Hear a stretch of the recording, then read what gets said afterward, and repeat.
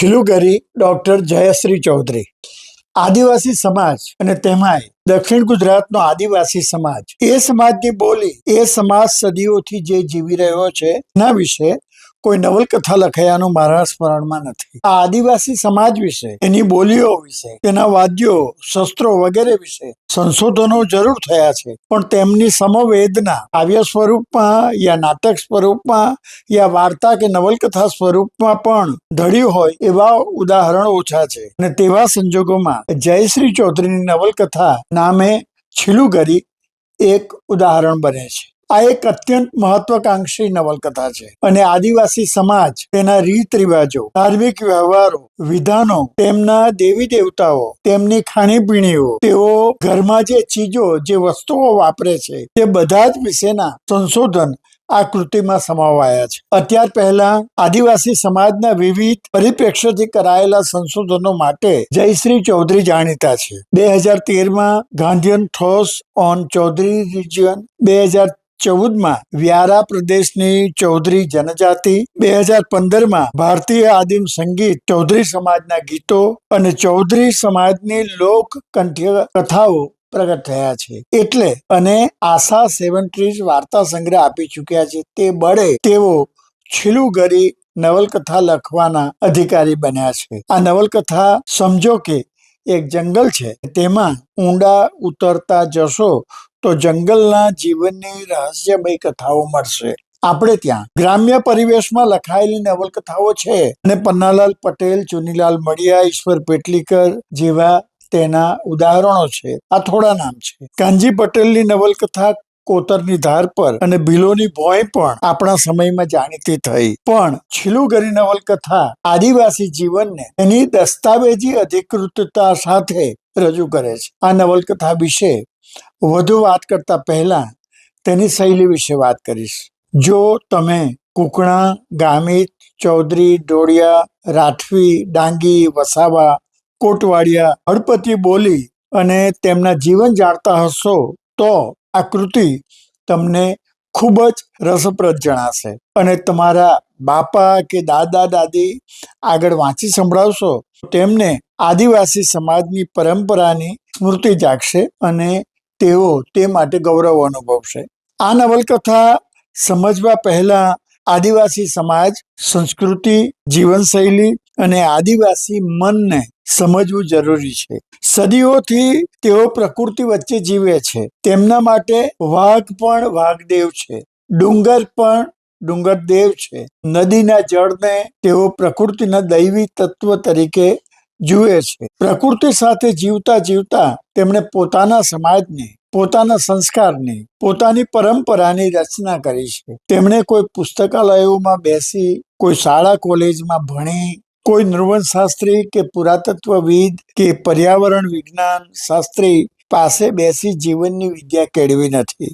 પ્રકૃતિ સાથે સદીઓથી જીવતા તેમણે જીવવાની રીતો શીખી છે. અને એટલે શહેરી સમાજનો ભાવક, આધુનિક સાહિત્ય વાંચતો ભાવક અધુના સંદર્ભ સમજવા આ કૃતિ પાસે જશે તો પ્રથમ આ કૃતિ તેમને નકારશે, તમને તેના જગતમાં પ્રવેશવા જ નહીં દેશે. આદિવાસી મનના જગતને સમજવાની તત્પરતા ન હોય તો શિલુગરી નવલકથા તમારી સામે બંધ કિલ્લા જેવી અનુભવાશે. જેવા તમે નવલકથાની શરત સ્વીકારશો કે તરત તમને તે એક રોચક, કાંઈક રહસ્યમય, કાંઈક ચમત્કૃત લાગે એવા ક્યારેક પુરાકથાની વર્ણન શૈલી અપનાવતા રસપ્રદ જગતમાં લઈ જશે. આ નવલકથાની મર્યાદા નથી એવું નથી કહેતો. શિલુગરીના લેખિકાએ આદિવાસી સાહિત્ય, લોકજીવન, લોકવાદ્યોથી માંડી વિધિ વિધાનો વિશે જે સંશોધન કર્યું છે તે બધું જ કૃતિમાં ભર્યું છે. આ બધા કારણે જ પાત્રોના મનોજગતમાં નહીં, આપણે આદિવાસી જીવનના મનોજગતમાં પ્રવેશીએ છીએ. લેખિકા ઘણા રસસ્થાનો ઊભા કરે છે, પણ તેને એક્સપ્લોર કર્યા વિના ઝડપભેર આગળ પણ વધી જાય છે. નવલકથા વાંચતા લાગશે કે લેખિકા પાસે ભાષા છે, વર્ણન શક્તિ છે, અને છતાં પેલા સંશોધનો સમાવવાની તાલાવેલી તેમની સર્જકતાને ક્યાંક અવરોધે છે. પણ આ મારો એક મત થયો. સવાલ એ પણ છે કે સંશોધનના નામે જે સામગ્રી પ્રાપ્ત થાય છે તે નવલકથાનો હિસ્સો બને છે કે નહીં? કૃતિના અપેક્ષિત લક્ષ્યને ઉપકારક નીવડે છે કે નહીં? ભાવક તરીકેના મારા અનુભવની વાત કરું તો નવલકથાના 346 પાના મેં પૂરી રસકી ઉત્તેજના સાથે વાંચ્યા છે. લેખિકાએ કુલ 49 પ્રકરણમાં અથવા કહો કે ખંડમાં નવલકથા વહેંચી છે. આ પ્રકરણના શીર્ષકો પણ રસપ્રદ છે અને છેલ્લે પરિશિષ્ટ છે. આદિવાસી બોલીઓમાં પ્રચલિત કેટલાક શબ્દોના અર્થ સમજ તેમાં અપાયા છે. હું પોતે 7મા ધોરણ સુધી સોનગઢ વ્યારામાં રહ્યો છું અને મારા સાથી વિદ્યાર્થીઓમાં ચૌધરી ગામિત જ વધારે હતા અને છતાં આ નવલકથાના પરિશિષ્ટમાં આપેલા શબ્દો યા શબ્દોના અર્થની મને ખબર નહોતી. પરિશિષ્ટના શબ્દો ને તેના અર્થ વાંચતા તમે ચમકી પણ ઉઠશો કે આદિવાસી જીવનમાં આ બધું પણ બને છે. એક શબ્દ વાંચ્યો, એહનારી, ને એહનારીનો અર્થ છે લગ્ન કર્યા વગર માનેલા પતિના ઘરમાં આવનારી સ્ત્રી. આવી છૂટો સંસ્કૃત સમાજમાં, આધુનિક સમાજમાં પણ નથી. લગ્ન કર્યા વિના પોતે જેને પતિ માની બેઠી છે તેના ઘરમાં આ રીતે પ્રવેશી શકાય? બીજો શબ્દ વાંચ્યો, ડંબીરો, એટલે કે પરણ્યા વિના પેદા થયેલું બાળક, અનૌરસ સંતાન. મેં દોવડો જોયેલું ખરું. સંગીતના એક સાધનનું નામ છે, પણ તે દોવડો કહેવાય તેની હવે ખબર પડી. આ નવલકથા એ રીતે એક એવું જગત ખોલી આપે છે જેમાં આપણે કહી શકીએ કે અપૂર્વતા છે. આ નવલકથામાં વાદી પ્રતિયોગિતા વિશે ઘણા પ્રકરણો છે. એ નિમિત્તે આપણે અનેક પ્રકારની વાદી રમતને જાણીએ છીએ. તેના દાવ કેવા કેવા હોય તે જાણીએ છીએ. અરે કેવી રીતે મૂઠ મરાય અને તેના શું નિયમ કાયદા હોય તે પણ જાણીએ છીએ. વાદીના મેદાનમાં જે મસાલનું અજવાળું હોય તે દોડીના તેલનું હોય. આજે આધુનિક વ્યવસ્થાના કારણે ઘણું બધું લુપ્ત થયું છે અને અહીં તેને લોક સ્મૃતિના જરૂરી ખજાના તરીકે પાછા આપવાનો પ્રયત્ન છે. કોઈ નવલકથા પર સંશોધનાત્મક સામગ્રીનું બહુ ભારણ ન હોવું જોઈએ, પણ આ નવલકથામાં તે તેની અનિવાર્યતા પ્રગટ કરે છે. આ નવલકથાનો હેતુ આદિવાસી અસ્મિતા, આદિવાસી સંસ્કૃતિ, આદિવાસી પરંપરાનું પુનર્કથન છે. નવલકથાના કેન્દ્રીય પાત્ર જમનાના પુનર્જન્મનું રહસ્ય પણ એ જ છે કે જે ગામમાં તે વારંવાર જન્મ લે છે એ ગામ એટલે કે છીલુઘરી કવાડિયા પર્વતમાં વસ્યું છે. આ પર્વત માત્ર પર્વત નથી, બલકે છીલુઘરીના જીવનનો ધારક છે. તે સદીઓથી વાત કહેવા આતુર છે. આ પર્વત તમને ગેબી લાગે એવો છે. નવલકથાના આરંભે જ વનદેવીની પાલક પુત્રી વનમાલા પ્રગટ થાય છે અને જે યોગ સિદ્ધિ માટે હિમાલય ગયેલા તપસ્વી સામે પ્રગટ થઈને કહે છે કે હે તપસ્વી, આ છીલુઘરી પ્રદેશમાં કોઈ ભૂખ્યો ન રહે એ જોવાનું મારું કર્તવ્ય છે. વનદેવી તેમને આ ઉત્તરદાયિત્વ સોંપીને ગયા છે. તપસ્વી અને વનમાલા વચ્ચે પ્રેમ સંબંધ બંધાય છે. તે ગર્ભવતી બને છે, પણ પેલા તપસ્વીને થાય છે કે હું ક્યાં માયાના કળણમાં ખૂપી ગયો. તે ફરી એમના ગુરુચરણમાં જતો રહે છે. વનમાલાને પ્રસવ પીડા ઉપડી ત્યારે તે નથી, એટલે કે પિતા નથી. બાળકી જન્મે છે અને તેને તપસ્વીની તપસ્થલી પર મૂકી કવાડિયા વનને કહે છે કે આની રક્ષા કરજો. વનમાલાને તપસ્વી પર ઘૃણા ઉપજે છે અને હતાશામાં ઈચ્છા મૃત્યુનું આહવાન કરે છે. તેના શ્વાસ થંભી જાય છે. ધીરે ધીરે વન કરમાવા લાગે છે. પેલી નવજાત બાળકીનું રુદન વનમાલાની માતા વનદેવનીના કર્ણપટલ સુધી પહોંચે છે. તે કવાડિયા વનમાં પ્રગટ થાય છે. બાળકીને જુએ છે, વનમાલાનો મૃતદેહ જુએ છે અને યોગ બળે વનમાલાની હકીકત જાણે છે. આ નવલકથામાં આવી યોગબળ સમી પ્રયુક્તિ વારંવાર યોજાયેલી છે, જે તરત જ તમને કોઈ જુદા સમયમાં, વિત્યા સમયમાં અને એ સમયમાં વ્યાપ્ત શક્તિમાં લઈ જશે. તો વનદેવીએ યોગ બળથી જાણેલી હકીકતથી પેલા તપસ્વીએ ગબડતા વનદેવીના ચરણમાં આવવું પડ્યું. દેવી તેને શાપ આપે છે કે તું પથ્થર બની આ કવાડિયા પર્વતમાં સમાઈ જા, એ તારી સજા. તપસ્વી વિનવણી કરે છે. તેના ગુરુ હિમાલયથી આ વનમાં પ્રગટ થાય છે ને વનદેવીને વિનવે છે કે શાંત પડો. વનદેવી શાંત પડે છે ને શાપ મુક્તિની યુક્તિ બતાવે છે. એ જે દિવસે છીલુઘરી પ્રદેશ પંચમહાભૂતોને સુરક્ષિત રાખીને વિકાસની ચરમસીમાએ પહોંચશે તે દિવસે એ શાપ મુક્ત થશે. સાથે જ ઉમેરે છે વનમાલાનું ઉત્તરદાયિત્વ પૂરું કરવા તેની પુત્રી ઝરણાએ જન્મોજન્મ સુધી કવાડિયા વનમાં આવવું પડશે. જે દિવસે શિલુગરી પ્રદેશની પ્રગતિની પરાકાષ્ઠાના સંતોષનો સ્વીકાર ઝરણા કરશે તે દિવસે તને મુક્તિ મળશે. એ વખતે જ પદ્માવતી નગરીનો રાજવૈદ્ય ઔષધ લેવા આ વનમાં આવ્યો છે. તેને નવજાત બાળકીના ઉછેરની જવાબદારી પિતા તરીકે કરવા કહે છે ને કહે છે કે તો આ કવાડિયા વનની ઔષધિ તારા વશમાં થઈ જશે. તમે જુઓ, પથ્થર બની ગયો છે તે પિતા છે અને પુત્રી છે તે ઝરણા. વનની ઔષધિ આ બંને વડે જ શક્ય છે. નવલકથા આરંભથી જ પ્રકૃતિના તત્વોનો મહિમા સ્થાપે છે અને શિલુગરી તેના વડે જ શક્ય છે. એ કોઈ સાદા અર્થનું ગામ નથી, બલકે સમગ્ર પ્રકૃતિના નિયમનકારી તત્વોનું જતન જ્યાં થાય છે એવું ગામ છે. આખી નવલકથામાં ઘટતી ક્રિયાઓ, પ્રસંગો, ઘટનાઓનું કેન્દ્ર આ શિલુગરી છે, જે કવાડિયા પર્વતમાં વસેલું છે. નવલકથાનું આ પહેલું પ્રકરણ આખી કૃતિના ઘટનાક્રમનું અને પાત્રોના ચરિત્રનું બંધારણ ઘડે છે. શિલુગરી એક સમયે તપોભૂમિ હતી. દંડકારણ્યની પાવન ભૂમિ છે. અહીંની નદીના કિનારે પદ્માવતી નામની નગરી હતી અને તેના રાજા પૂર્વસેન અને રાજકુમાર પદ્મસેન અહીં પ્રસંગોચિત આવતા. આ વન એવું છે જ્યાં જળ અને ચેતન આત્માઓ નવા સ્વરૂપે ફરી અવતરે છે. જળાત્મા વૃક્ષો ઈચ્છે ત્યારે માનવ શરીર ધારણ કરે છે. કવાડિયા પર્વત જમનાને જોયા વિના જીવી નથી શકતો, જેની યુગોથી રાહ જોવાતી રહી છે. આ જમનાનો પુત્ર સુરસિંહ છે. આ જમનાનો પતિ રાયસિંહ ચૌધરી મૃત્યુ પામેલો છે, પણ તે તેના તૈલ ચિત્રમાં જાગે છે, જીવન છે અને એ ચિત્રમાં પ્રવેશે છે. ભૂતકાળના બારણા ખુલે છે. ભૂતકાળના સમયમાં વર્તમાન સમયની જમના છે, એટલે કે એક સાથે ભૂતકાળની અને વર્તમાનની જમના. નવલકથાકારે આ બે સમયને રાખવાની પ્રયુક્તિ એવી કુશળતાથી પ્રયોજી છે કે વાચક ચમત્કૃત ભાવે તેના પ્રવાહમાં તણાય છે. આવી સ્થિતિ સામાન્યપણે બહુ ઓછી વખત યોજાતી હોય છે. પતિ રાયસિંહ ચૌધરીની અંતિમ વિધિની પ્રક્રિયા ચાલી રહી છે અને એ નિમિત્તે આદિવાસીમાં મૃત્યુની જે વિધિ છે તેનું અહીં વિગતભેર આલેખન થાય છે. આ અહીં ભૂતકાળ છે. વર્તમાનની જમના એ ભૂતકાળના સમયમાં જ્યાં એનો પતિ મૃત્યુ પામ્યો છે તે સમયમાં ગઈ છે એવા પ્રકારનું અહીંયા આલેખન છે. જમનાની દીકરી ભારતી એ પણ પેલી મૃત્યુ વિધિમાં સામેલ છે, પણ વિધિ પ્રસંગમાં જ ભૂતકાળના સમયની જમના પાસે વર્તમાન જમના જઈને બેસે છે અને શોક પ્રગટ થાય છે.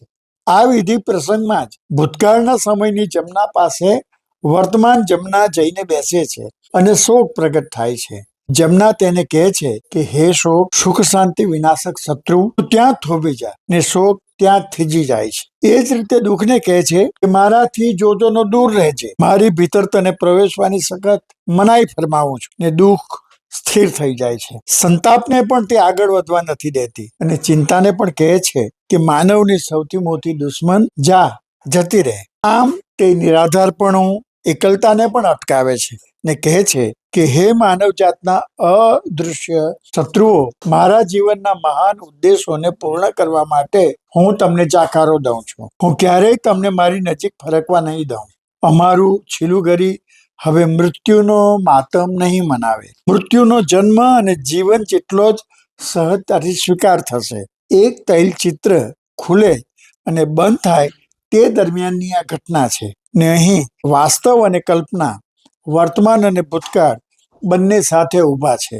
આખા ઘટનાક્રમ નિમિત્તે અહીં જીવન વિશે અને શિલુગરીમાં મૃત્યુ પણ જીવનની રીતે જ ઉજવાશે એવો ભાવ પ્રગટે છે, જે હકીકતે તો વાચકને સીધો સંબોધે છે.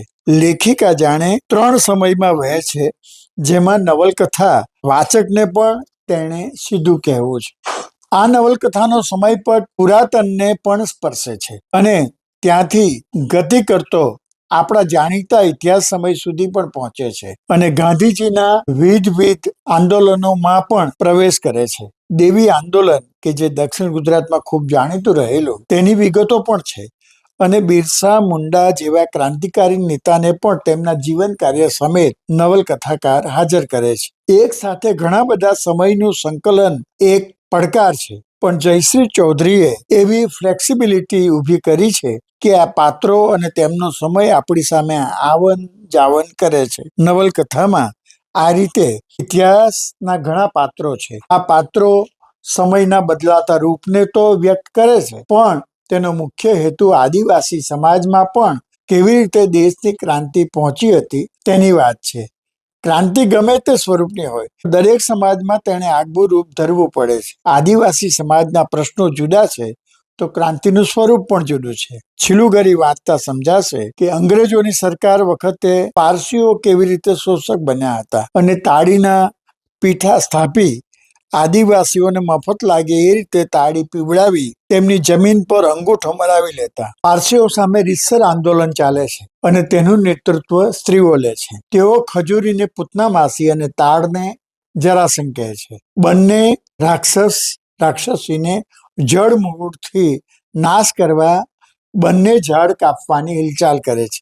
જે સમાજમાં દેવ દેવી પ્રત્યે ખૂબ આસ્થા હોય ત્યાં દરેક કામ દેવ દેવી વડે યા પુરા કથાના રાક્ષસોના સ્મરણ જગાવી કરવા પડે. પારસીઓ સામે છીલુગરીની દક્ષિણ દિશામાં દરિયાકાંઠે એક દૈવી ઘટના બને છે અને ઘુમરીબાઈ પ્રગટ થાય છે, જેમાં ગાંધીનો જયનાથ છે. એ દેવી કહે છે કે તમારા ઉદ્ધાર માટે ગાંધી આવે છે. આદિવાસી ક્ષેત્રમાં ગાંધી પ્રભાવની આ વાત છે. જયશ્રી ચૌધરી ઇતિહાસને જે રીતે તેના દસ્તાવેજીકરણને જાળવીને આલેખી શકે છે એ આ કૃતિનો વિશેષ છે. અલબત્ત આઝાદી પહેલા અને પછીના આવા રાજકીય સામાજિક ઘટનાક્રમ સમાવવાનો અત્યાગ્રહ પણ ન હોવો જોઈએ. છીલુગરી વાસીઓ ખાદી પહેરતા થાય તે માટે રાની પરત પરિષદમાં સંદેશ રાખવામાં આવે છે. એ પરિષદ નિમિત્તે નેતાઓ જે ભાષા બોલે છે તે બારડોલી સત્યાગ્રહ વખતે સરદાર પટેલ જે જોશીલી વાણીમાં ભાષણ કરતા તેનું સ્મરણ કરાવે છે. આ બધું જોતા થાય છે કે જયશ્રીબેને આ નવલકથા સહજ સર્જક બળે માત્ર નથી લખી, બલકે ખૂબ જ સંશોધનો કર્યા છે અને એ સંશોધનોને આમેજ કરતા કરતા કૃતિનું ગઠન કરે છે. આ એક મોટો પડકાર હતો, તે તેમણે પાર પાડ્યો છે. તેમણે ખ્રિસ્તી મિશનરીઓ કેવી રીતે આદિવાસીઓને વટલાવતા તે પણ આ કૃતિમાં આલેખ્યું છે. અને આ બધું ઉમેરાતું જતું હોય ત્યારે પણ કૃતિના મૂળ સ્થાનકો, પાત્રોનો મહિમા ઘટતો નથી. કવાડિયો પર્વત આ બધી ઘટનાઓનો સાક્ષી છે અને જરૂર પડે તો કથામાં પૂર્તતા પણ કરે છે. થોડી બીજી વાત પણ આ કૃતિ નિમિત્તે કરીએ. જમના આ નવલકથામાં કોઈ એક જન્મે નથી, તે ફરી ફરી અવતરે છે અને તેના દરેક અવતાર સાથે એક યાદગાર બનવા માંગતી પણ અટકી જતી પ્રણય કથા જન્મે છે. પ્રણય કથા અલબત્ત રહે છે, પણ એ પ્રણય કથાનું આલેખન વાચકની અપેક્ષા પ્રમાણે જરા સુદીર્ઘ બનવું જોઈએ તેવું નથી બનતું. એના કારણે આપણને ક્યાંક અટકતું લાગે. આ દરેક પ્રેમ કથા છીલુગરી માટેના પ્રેમની પણ કથા છે. તમે જે પ્રકૃતિને ખૂબ ચાહતા હો, તેના માટે પ્રાણપદ જવાબદારી અનુભવતા હો, તે પ્રકૃતિ સાથે સમયમાં ન બંધાય એવો સંબંધ સ્થપાતો હોય છે. આ નવલકથામાં જે જમના છે તેના પ્રત્યે કવાડિયા પર્વતને અપાર લાગણી છે. કૃતિમાં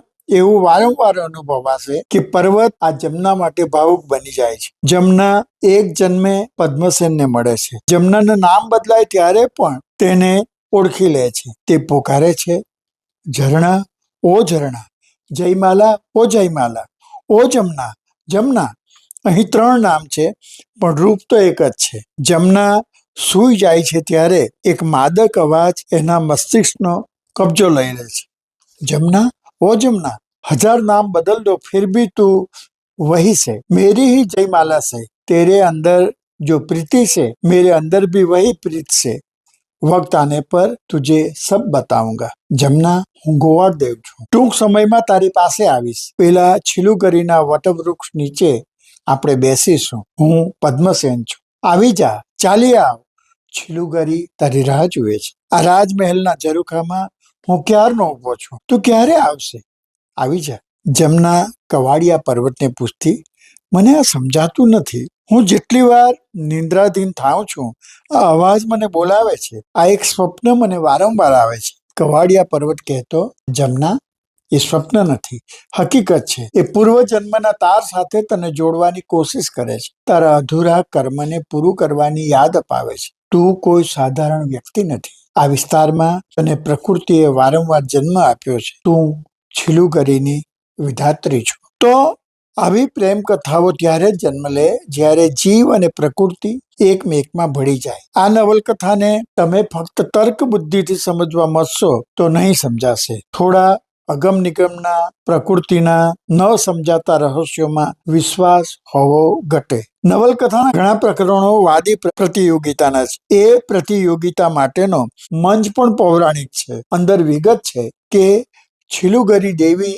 પદ્માવતી નગરીના રાજાના કુળદેવી હતા. રાજા અહીં આવતા તે સમયનો આ મંચ છે. ભવસિંહ ચૌધરી કહે છે કે અમે એનો જીર્ણોદ્ધાર કર્યો છે. વાદી પ્રતિયોગિતામાં તમે પ્રકૃતિ વચ્ચે વસતા જુદા જુદા ગામના લોકો ભાગ લે છે. એ પ્રતિયોગિતા જીતે છે તેનું ઇનામ શું છે? કુહાડા, દાતરડા, તાંબાના ગળા, થાળી અને લોટા, બળદગાડું, બળદની જોડ, ગાય, હળ, બકરી. વાદી પ્રતિયોગિતા વડે તેમના શરીર અને મન ભૂમિકાની શક્તિઓ પ્રગટ થાય છે. આપણે મૂઠ મારવી એટલે શું તે જાણતા નથી, પણ આ પ્રતિયોગિતા વડે તે પણ જાણશો. મંત્ર વિદ્યા શું હોય, મંત્રોના કેવા કેવા પ્રકાર હોય તે પણ જાણશો. મંત્ર વિદ્યાની તાલીમની કથાઓ પણ જાણશો. અનેક ગામોની ટુકડી પ્રતિયોગિતામાં ભાગ લે છે. દાજા ભગત જમીન ખોદીને એક હાથ જેવડો ઊંચો નાગલીનો છોડ રોપે છે. આ છોડ તરત ઉખડે એવો નથી. આવા રહસ્યો સાથે રમતો શરૂ થાય છે. વાચક જાણશે કે આદિવાસી લોકોમાં કેવા કેવા પ્રકારની શક્તિઓ છે અને જાણશે ત્યારે તેને ચમત્કાર સમય અનુભવશે.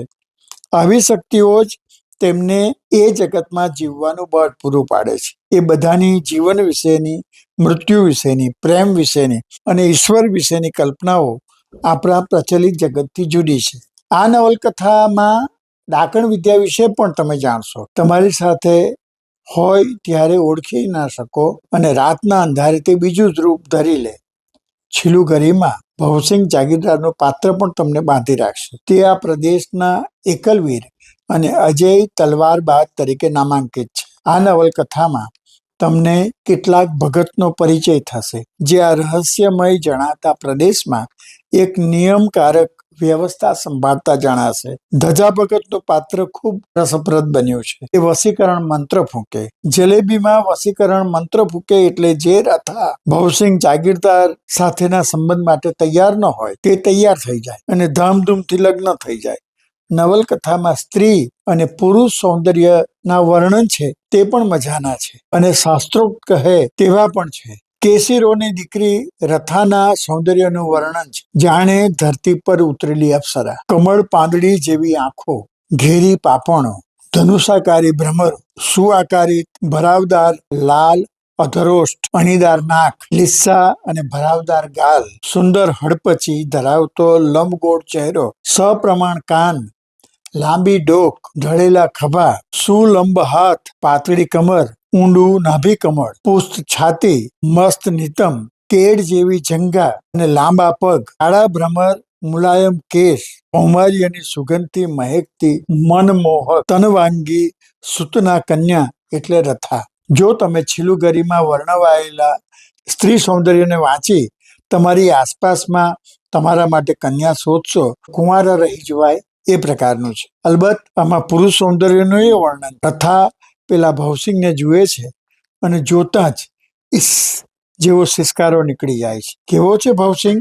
માથે ફેંટો, લાંબી થોડી કફની પર પહેરેલી કાળી કોટી, ચપટીઓ વાળીને પહેરેલું પગની ઘૂંટીને અડકતું ધોતિયું, ગોળ રૂપાળો ચહેરો, લાંબા થોભિયા, ઘટ્ટ ભરાવદાર કેસ, સુરેખ ઓષ્ઠ પર શોભતી સપ્રમાણ મૂછો, આડી સ્થિર પૌરુષી આંખો, સુડત શરીર. આ નવલકથા તમને ઘણી બધી વિદ્યાનો પરિચય કરાવશે અને સાથે જ સમયના લાંબા પટ પર જીવાતા છીલુગરીની કથા કહેશે. નવલકથાનું ફલક ઘણું મોટું છે. અહીં પ્રકૃતિ વિદ્યાનો મહિમા છે, આધુનિકતાનો પણ સ્વીકાર છે. ભારતેન્દુ નામનું પાત્ર છે જે સૌર ઉર્જાથી ચાલતી બાઇક, ટ્રામ અને કુકિંગ સ્ટવ બનાવે છે. આખી નવલકથામાં તમે ક્યારે વર્તમાનમાં છો, ક્યારે ભૂતકાળ જોડાઈ ગયો તે સમજાશે નહીં અને એ જ સાથે ભવિષ્ય પણ છે. એટલે કે કુલ 3 સમયની વાત થાય છે. બધામાં ભૂત, વર્તમાન અને ભવિષ્ય સાથે સાથે જ જીવે છે. અતીતના આદિમ વિશ્વ સામે સતત આધુનિક બનતા સમાજની અહીં વાત છે. લોકશ્રુતિ પુરાણ કથાની શૈલી વડે તમે સતત રહસ્યમાં રહો છો. મેં અગાઉ કહ્યું તેમ અહીં લોક બોલીનો પ્રયોગ છે અને જયશ્રી ચૌધરી માને છે કોઈ સંસ્કૃતિને લોક બોલીથી છૂટી પાડીને સમજી ન શકાય. સંસ્કૃતિને માણવા માટે તેના મૂળ સુધી પહોંચવું પડે. તેઓ લખે છે કે કોઈ પણ ભાષાને પુનર્જીવિત કરવા માટે આ જરૂરી છે, કારણ કે પરંપરાનું એક માધ્યમ ભાષા છે. તેઓ એમ પણ લખે છે કથા તત્વની સાથે સાથે આદિવાસી બોલી અને સંસ્કૃતિનો પુનરુદ્ધાર કરવાનો મારો આ વિનમ્ર પ્રયાસ છે. એક અલિખિત ઇતિહાસને પ્રસ્તુત કરવાનો નમ્ર પ્રયાસ છે. આ નવલકથા આમ તો એક લઘુનવલ સ્પર્ધા નિમિત્તે લખાયેલી, પણ પછી તેમાં ઘણું ઉમેરણ સંવર્ધન થયું છે. આમાં લોકવિદ્યા છે, લોક માન્યતા છે, લોક કથાઓ છે, લોકગીતો છે, દંતકથા છે અને સાથે ઐતિહાસિક તથ્યો પણ છે.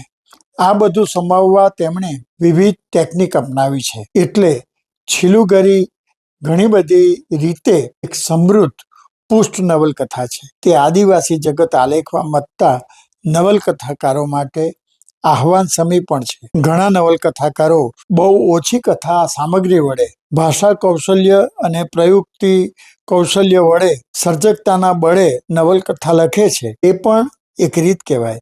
જ્યારે અહીં જયશ્રી ચૌધરી વિશે થશે કે આટલા બધા સામાન સાથે તમે કઈ રીતે કૃતિ પાર પાડી. હું હવે વધારે કહેતો નથી, કારણ કે બધું જ કહીશ તો તમે વાંચશો નહીં અને ભાવન વિના કૃતિ પ્રમાણ રચી ન શકો. વાંચજો. વાંચતા થશે કે આદિવાસી જગત પણ કેવું મહિમામય છે અને તેની તો આપણા નવલકથાકારોએ ઉપેક્ષા જ કરી છે. આ એક એવી નવલકથા છે જે જયશ્રી ચૌધરી લખી શકે. દક્ષિણ ગુજરાતના જયશ્રી ચૌધરી.